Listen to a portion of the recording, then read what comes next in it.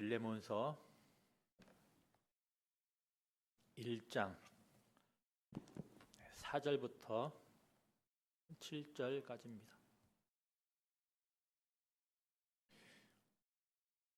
빌레몬서 1장 4절부터 7절까지 말씀 돌아가며 읽겠습니다.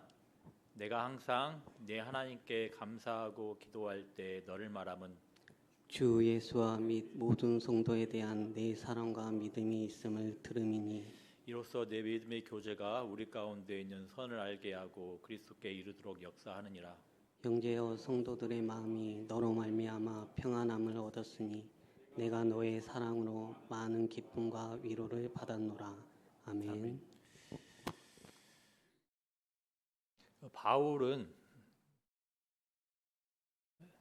이미 행하신 하나님의 일하심에 토대를 하여서 감사하고 있습니다. 하나님의 은혜로 인한 주 예수와 및 모든 성도에 대한 빌레몬의 사랑과 믿음에 감사하고 있는 겁니다. 동시에 바울은 이미 행하신 하나님의 일의 바탕을 두고서 이 하나님의 일하심에 대한 빌레몬의 그 사랑의 반응을 요청을 합니다. 바울은 주 예수에 대한 빌레몬의 믿음에 감사하고 있는데 주 예수는 자신을 내어주심으로 구원의 은혜를 베풀어 주신 예수님이십니다. 특히 주 예수는 십자가를 통하여서 모든 것을 화목하게 하신 분이십니다.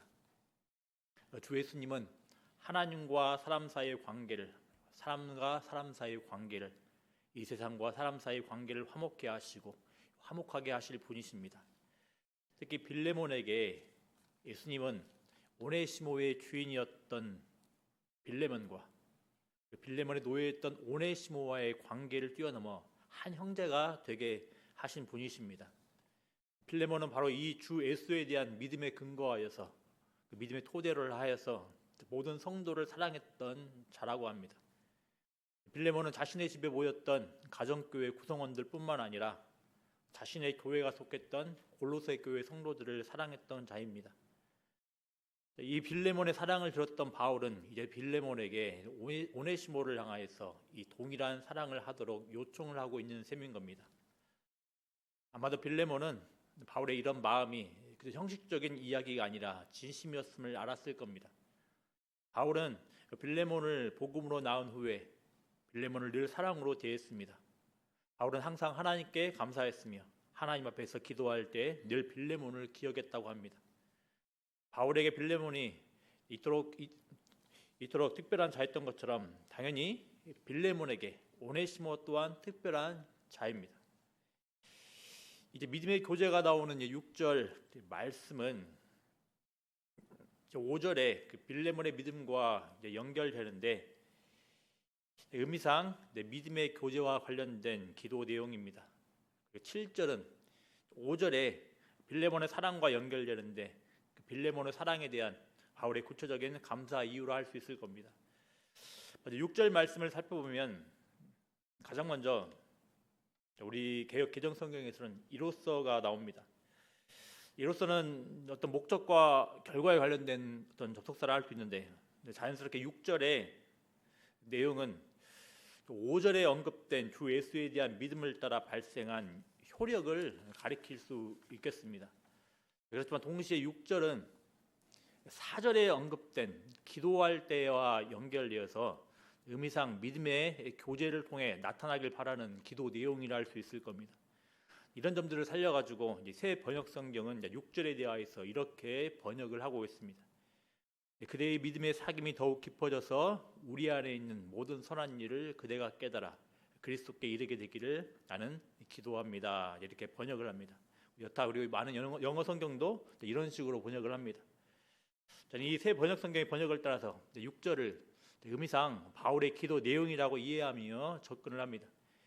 왜냐하면 4절에 언급되는 감사의 이유가 7절에서 언급된다는 점을 고려를 하면 6절은 4절에 나오는 기도할 때와 연결하여서 의미상 기도 내용으로 이해하는 것이 훨씬 더 자연스럽게 보이기 때문입니다. 저 말이 좀 어렵고 딱딱합니다.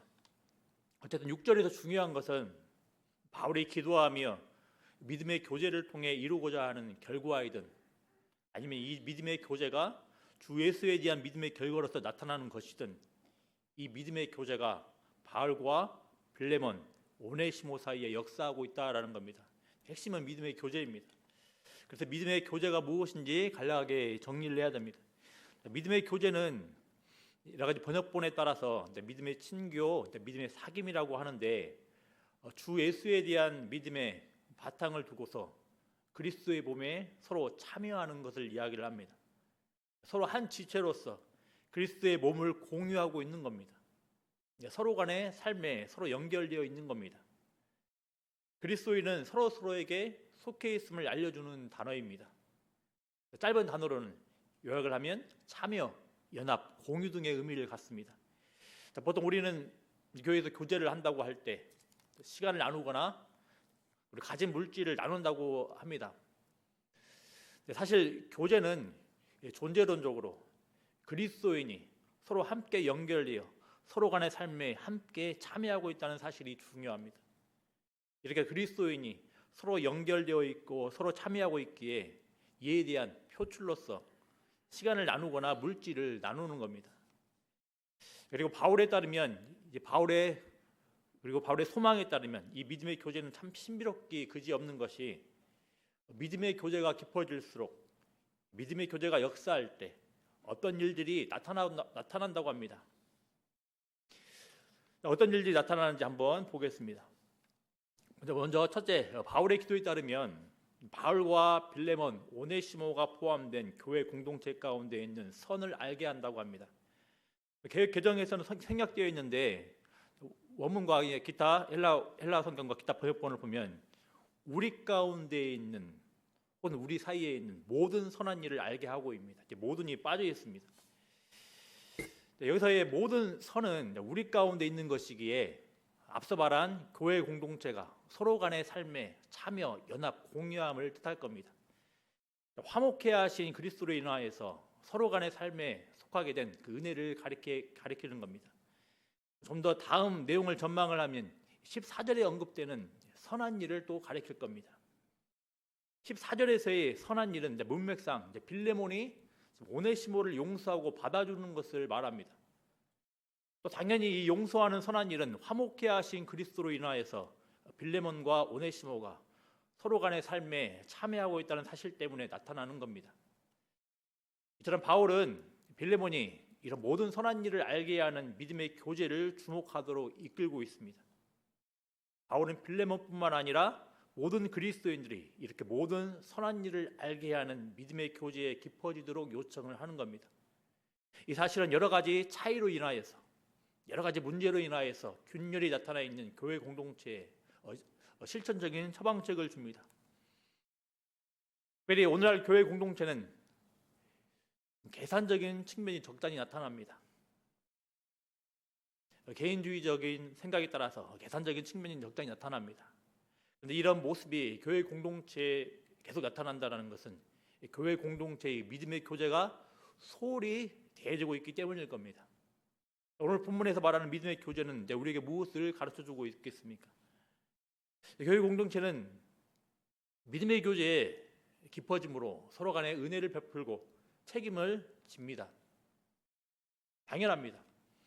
앞서서 말씀드린 대로 믿음의 교제는 단순히 시간이나 물질을 나누는 개념 이상이라고 말씀드렸습니다. 믿음의 교제는 그리스도로 인해 성도들이 서로의 삶에 참여하고 있는 존재임을 뜻한다고 했습니다.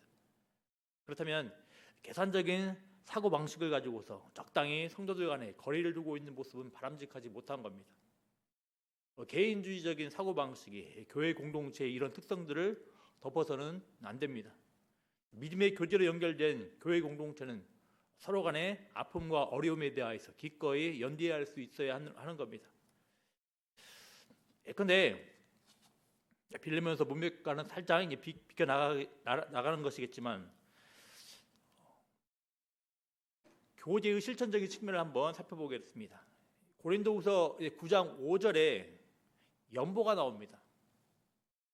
이 연보는 고린도 교회가 큰 흉년으로 인하여서 많이 힘들어하는 예루살렘 교회를 돕기 위한 일종의 구제 헌금입니다.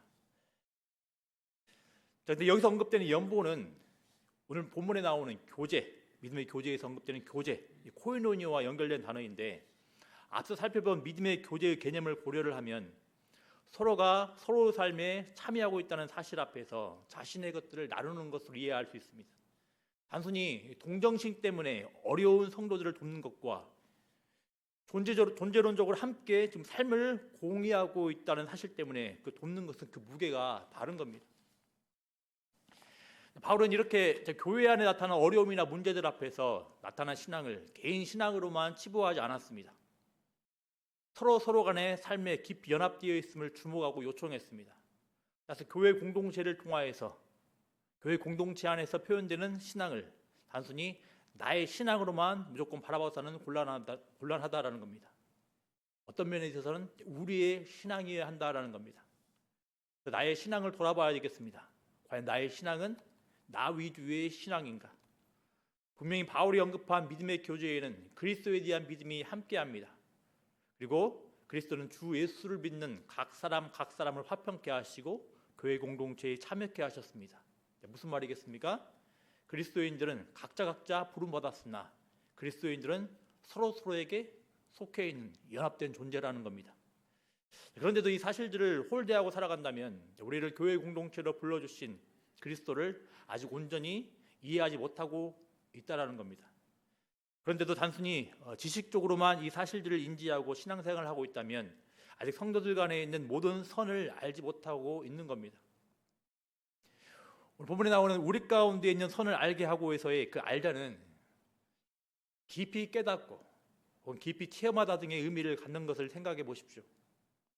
더 나아가 우리 가운데 있는 선이 14절에 아까 말씀드린 대로 14절에 실제적인 은혜와 책임이 뒤따르는 선한 일과 연결된다는 점을 생각해 보십시오.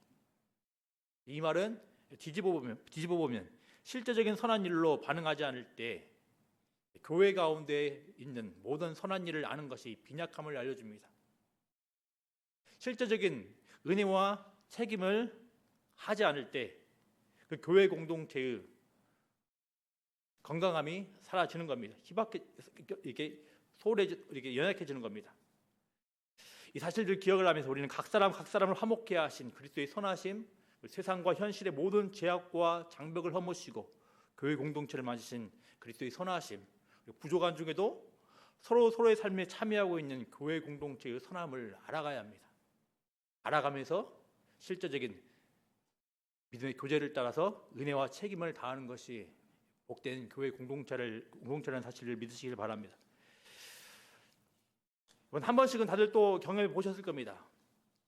교회 공동체 안에는 여러 가지 제약과 장벽과 차이가 있습니다. 이런 교회 공동체 안에서 신앙생활 하기가 되게 힘들 때가 있습니다. 나를 힘들게 하는 성도들이 분명히 있습니다. 또 교회의 이 모양 저 모양의 모습과 사역으로 인하여서 힘들 때가 분명히 있습니다. 그래서 저는 예전에 가끔 내가 왜 교회 안에서 이런 이유들로 인하여서 힘들어야 하나 괴로워했습니다. 내가 뭐라고 이렇게 교회에서 이렇게 힘들어야 돼 이렇게 생각을 하고 괴로워했습니다. 그래서 한때는 교회를 떠나야 되나 이렇게 생각을 했습니다. 혼자 신앙생활하면 어떨까? 이런 생각들도 했습니다. 혼자 하는 게 좋겠다고 생각을 했습니다. 그렇지만 이런 생각을 가지고서 혼자만의 신앙생활을 하는 게 바람직하겠습니까? 그렇지 않다라는 겁니다. 분명 오늘 본문에서는 믿음의 교제가 우리 가운데 있는 선을 알게 한다고 합니다.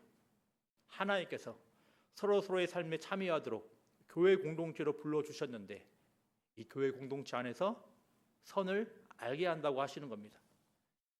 이어서 바울의 소망에 따르면 이 믿음의 교제는 참 신비롭게 그지없는 것이 믿음의 교제가 깊어질수록 이 믿음의 교제가 역사할 때 어떤 일들이 나타난다고 합니다. 어떤 일들이 또 나타납니까?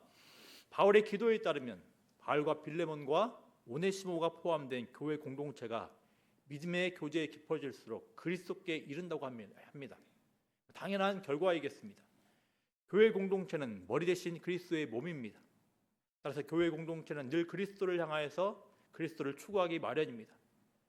그리스도께 이른다라는 사실들을 오늘 본문보다 에베소서 4장 12절 13절을 통해서 좀 더 구체적으로 우리가 살펴볼 수 있겠습니다. 한번 에베소서 4장 12절 13절 말씀 우리 읽어보도록 하겠습니다. 같이 읽어보겠습니다. 이는 성도를 온전하게 하여 봉사일을 하게 하며 그리스도의 몸을 세우려 하심이라. 우리가 다 하나님의 아들을 믿는 것과 아는 일에 하나가 되어 온전한 사람을 이루어 그리스도의 장성한 분량이 충만한 데까지 이르리니. 아멘. 우리의 신앙의 목적이 무엇입니까? 당연히 천국 가는 겁니다. 그렇지만 그리스도의 충만한 경제까지 이르는 것과 함께 가야 합니다. 달리 말하면 예수님을 닮아가는 것과 함께 가야 합니다. 그래서 방금 살펴본 에베소서 말씀에서는 온전한 사람이 되는 것이라고 바꿔 표현합니다. 그리고 이 온전한 사람이 되는 과정 가운데 꼭 필요하다고 방금 읽은 에베소서에서 이렇게 말을 합니다. 어떤 것이 필요하다고 이야기를 합니까? 하나님의 아들을 믿는 것과 아는 일에 하나가 되어 이것들이 필요하다고 합니다. 오늘 본문과 비슷합니다. 오늘 본문도 우리 가운데 있는 선을 알게 하라고 합니다. 또 앞선 에베소서 4장 12절에서는 또 이렇게 말을 합니다. 13절에서는 믿는 것과 아는 것이 하나가 되어 그리스도를 닮아간다고 하는데 12절에서는 그리스도의 몸을 세우려 하심이라가 나옵니다. 무엇을 말하고자 합니까? 그리스도를 닮아가는 과정은 몸된 교회를 통하여서 이루어진다라는 겁니다. 마찬가지로 오늘 본문에서도 그리스도께 이르는 과정 가운데 믿음의 교제가 필요하다고 합니다. 공동체 서로 간의 참여와 연합 공유가 필요하다고 합니다. 이 참여로부터 비롯된 은혜와 책임을 다할 때 그리스도를 닮아가는 모습이 나타난다고 이야기를 하는 겁니다. 바울은 이렇게 믿음의 교제를 언급을 하면서 빌레몬을 위해서 기도합니다. 빌레몬의 믿음의 교제가 교회 안의 모든 선한 것을 알게 하고 그리스도께 이르기를 위해 기도합니다. 바울은 빌레몬이 자신에게 불의를 행했던 오네시모를 용서함으로써 그리스도께 이르도록 기도합니다. 바울은 빌레몬이 오네시모의 삶에 참여하고 있는 자임을 주목하고 실제로 오네시모에 대해서 은혜 베풀기를 요청을 하고 있는 겁니다. 많은 그리스도인들이 예수님 닮기를 원합니다. 그런데 이 과정이 쉽지만은 않습니다. 오늘 본문의 예를 따라서 생각을 해보면 그리스도께 이르기 위해서는 때로는 정말로 맞지 않는 자와 삶을 공유해야 합니다. 빌레몬에게 오네시모는 노예입니다. 노예일 뿐만 아니라 빌레몬에게 불의를 행하고 도망친 노예입니다. 어떻게 이런 자와 서로의 삶에 참여할 수 있겠습니까? 어떻게 이런 자와 삶을 공유할 수 있겠습니까? 어떻게 이런 자의 삶에 함께할 수 있겠습니까? 어떻게 이런 자를 실제로 용서함으로 서로의 삶에 참여하고 있음을 증명할 수 있겠습니까? 그렇지만 바울은 기도합니다. 우리 각자가 교회 공동체 구성원으로서 서로의 삶에 참여하는 과정으로 인하여서 그리스도께 이르도록 기도하고 있습니다. 아마도 교회 공동체 내 여러 가지로 장벽과 제약을 가진 지체들이 있을 겁니다. 어쩌면 우리 교회 공동체 안에서도 꽤 긴 시간 동안 담을 쌓고 살아가는 지체들도 있을 겁니다. 어쩌면 정말로 용납하기 쉽지 않은 일로 인해 담 쌓고 살아가는 지체들이 있을 수 있을 겁니다. 아니면 여러모로 서먹서먹하고 불편한 지체들이 있을 겁니다. 이에 대해서 오늘 본문은 뭐라고 이야기를 합니까? 비록 어렵고 불편한 지체들이라고 해도 그리스도로 인해 서로의 삶에 참여하고 연결되어졌다고 합니다. 그리고 이런 과정들을 거치면서 그리스도께 이른다고 합니다. 예수님 닮아간다고 하는 겁니다. 여러분, 예수님 닮아가는 과정이 이렇게 쉽지가 않습니다. 부름받은 교회 공동체 안에서 서로의 삶에 대해 은혜를 베풀고 책임을 다하는 과정이 필요합니다. 바울이 빌레몬에게 믿음의 교제를 통해 그리스도께 이르도록 요청한 것처럼 우리를 향한 많은 기도와 요청들이 있을 겁니다. 이제 그만 그리스도의 사랑으로 묶여진 저 지체를 용서해 주십시오. 이제 그만 그리스도의 사랑으로 묶여진 저 성도를 용납해 주십시오. 여러모로 껄끄럽고 부담스러운 저 성도를 배려해 주시고 사랑으로 품어 주십시오. 이렇게 여러 가지 기도와 요청들이 있을 겁니다. 이 기도와 요청들을 받아들이고 믿음의 교제를 따라서 나아가시길 원합니다. 이 과정을 통하여서 예수 그리스도를 닮아가는 겁니다. 예수 그리스도를 닮아가는 과정들은 결코 녹록지 않는 겁니다. 서로 어울리지 않고 불편한 관계에 있는 자들과 함께하면서 예수님을 닮아가는 거라고 분명히 이야기를 합니다. 바울은 7절에서 이제 4절에서 언급했던 감사의 구체적인 이유를 말합니다. 개정에는 잘 나와 있지 않지만 헬라어 성경에는 이유를 뜻하는 접속사가 나옵니다. 가르라고 해서 이 접속사가 나옵니다. 근데 왜 바울은 빌레몬으로 인하여서 지금 감사합니까? 성도들의 마음이 너로 말미암아 평안함을 얻었는데 이 때문에 바울은 빌레몬의 이 사랑으로 많은 기쁨과 위로를 받았다고 합니다. 바울은 성도들에 대한 빌레몬의 사랑이 성도들에게 평안을 가져다 준 것처럼 오네시모에 대한 빌레몬의 용서가 오네시모에게 평안함을 가져다 줄 것이라고 말을 하는 겁니다. 7절에 언급된 그 마음은 내장, 창자와 관련된 단어입니다. 보통 감정의 가장 깊은 자리를 의미를 합니다. 사람에 있어서 가장 내밀한 부분, 중요한 부분을 이야기를 하는 겁니다. 그런데 이 마음이 빌레몬으로 말미암아서 평안함을 얻었다고 합니다. 명확히 나오진 않았지만 여기서 이 성도들의 마음이 평안함을 얻도록 한 것은 5절에 언급된 모든 성도에 대한 빌레몬의 사랑으로 보입니다. 특별히 성도들의 마음이 평안함을 얻었다고 하는데 여기서 평안함을 얻다라는 단어는 생기를 되찾다, 생기를 불어넣다 등의 의미를 갖습니다.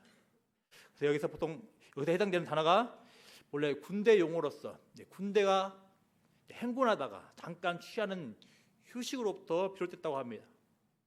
이런 의미를 반영을 하면 지금 영적 전투에 지친 교회 성도들이 빌레몬에게서 다시 일어설 수 있는 생기를 얻은 걸로 보이는 겁니다. 특히 무엇으로 생기를 되찾았습니까?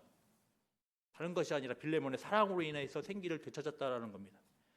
그래서 바울은 성도들에게 평안함을 갖게 해준, 생기를 되찾도록 해준 빌레몬의 사랑으로 인해서 많은 기쁨과 위로를 받았다고 합니다. 저도 군대를 다녀왔습니다. 야간 행군도 해봤습니다. 낮에 하는 행군은 그래도 할 만한데 야간 행군은 너무나도 지루하고 힘들었습니다.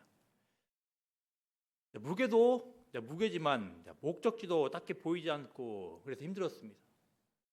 그래도 힘들지만 한 번씩 행군 중에 주어주는 그 휴식으로 인하여서 생기를 되찾았습니다. 근데 이때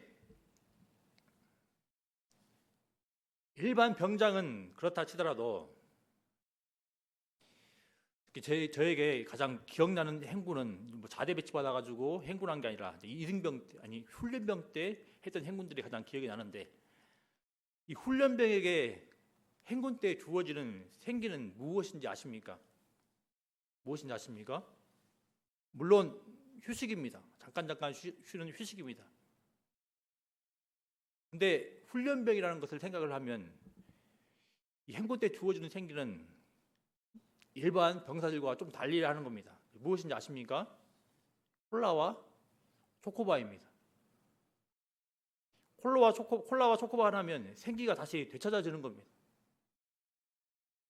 마찬가지로 성도들에 대한 사랑이 지쳐있는 영혼의 생기를 되찾게 해줍니다. 성도들에 대한 사랑이 기쁨과 위로를 가져다 주는 겁니다. 바울의 의도를 고려를 하면 이 사랑은 입술만의 메마른 사랑이 아닙니다. 성도와 성도의 사이를 가로막고 있는 장벽과 제약을 뛰어넘는 사랑입니다. 용서와 화해로 실천되는 사랑입니다.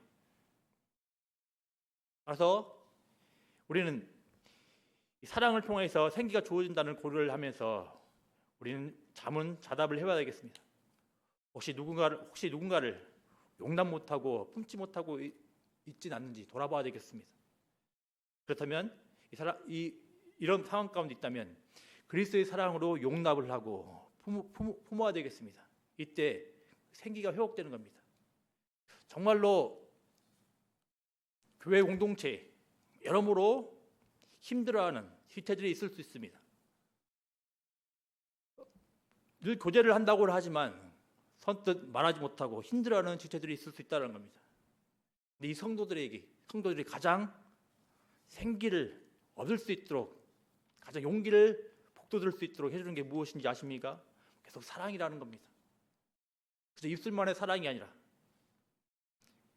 글과의 어떤 관계와 글과의 서먹서먹 사이를 뛰어넘는 장벽과 제약들을 뛰어넘는 실천적인 사랑이 이 모든 아픔들과 모든 어려움들을 회복시켜 준다고 이야기를 하는 겁니다. 그래서 제가 말씀을 마치겠습니다. 제가 영암에서 사역을 했던 적이 있습니다. 한 4년 정도 사역을 했습니다. 근데 여러모로 지금도 그렇지만 여러모로 제가 약간 모진 부분들이 많다 보니까 목사님과 부딪히는 부분도 많고 성도들에게 부딪히는 부분도 많아가지고 굉장히 힘들었습니다. 많이 힘들어하고 많이 괴로워했는데 이때 저에게 가장 힘이 되고 생기를 되찾아 주었던, 생기를 북돋아 주었던 분은 다름 아닌 교회에서 사택으로 되어준 어떤 권사님의 2층 주택이었습니다. 이 주택의 어떤 권사님인데 이 권사님께서 정말로 힘들고 어려울 때마다 때를 따라서 되게 실제적인 사랑을 베풀어 줌으로 인하여서 많이 용기를 얻고 생기를 되찾았던 경험을 많이 했습니다. 그때 유독 많이 아팠습니다. 이상하게 몸이 너무나 안 좋았습니다. 거의 2주가 월다 않고 몸살이 나고 여러모로 힘들었습니다. 근데 이때 권사님이 음식도 직접 해다 주면서 또 춥게 자지 말라고 기름도 띄워주면서 여러모로 보살펴주고 여러모로 기도를 해주면서 살펴줬습니다. 이때 제가 오늘 본문에 경험했던 것처럼 본문에 나오는 것처럼 이때야 비로소 서로 간에 성도로서 함께 참여하고 있는 것이 무엇인지를 서로 간에 그리스도의 그 몸으로서 함께 하고 있다는 것이 무엇인지를 그리스도 몸으로서 함께 연합되어 또 소유되고 있다는 것이 무엇인지를 이때 깨닫게 되었습니다. 그저 말뿐인 성도가 아니라 정말로 나에게 영적인 유익과 생기를 북돋아주는 성도의 교제가 무엇인지를 이때 깨닫게 되었습니다. 또 이 과정들을 통하여서 생기가 되살아나면서 다시 한번 사역에 다시 매진하는 결과를 많이 경험을 하게 되었습니다. 만약에는 오늘 말씀들을 통하여서 주어진 것처럼 여러모로 믿음의 교제가 실천적으로 믿음의 교제가 그저 우리의 차를 마시면서 어떤 물질적을 나누는 정도로 그친다고 하지 않았습니다. 오늘 말씀을 보면 믿음의 교제라는 것은 존재론적으로 그리스도로 인하여서 함께 그리스도와 연합되었음을 서로 참여하게 되었음을 서로에게 소유되었음을 말해주는 것이 바로 믿음의 교제입니다. 이 믿음의 교제를 늘 우리가 확인하고 또 증명할 수 있는 건 다른 것이 아니라 실질적으로 믿음의 교제로서 매어져 있는 은혜와 책임을 실천적으로 감당할 때 우리가 더욱더 생기를 되찾게 되는 것이며 이 과정 가운데서 그리스도를 닮아가는 겁니다. 이런 과정들을 통하여서 서로 간에 예수 그리스도를 닮아가는 복된 은혜가 있기를 기도합니다. 찬양하겠습니다.